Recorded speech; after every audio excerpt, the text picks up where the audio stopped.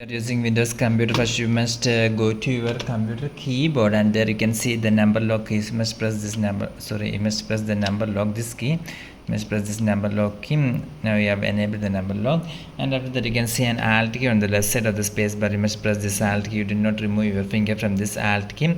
At the same time you must type in this area 128085. So after typing 128085, then only you must release your finger from this alt key.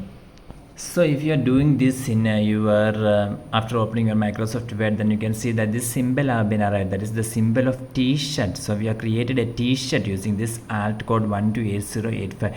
You can even change the color of this T-shirt. You must select this T-shirt that we created, and after that you must in your here you must change the color also. If you want to change the color of T-shirt, then you can select the color you want from here.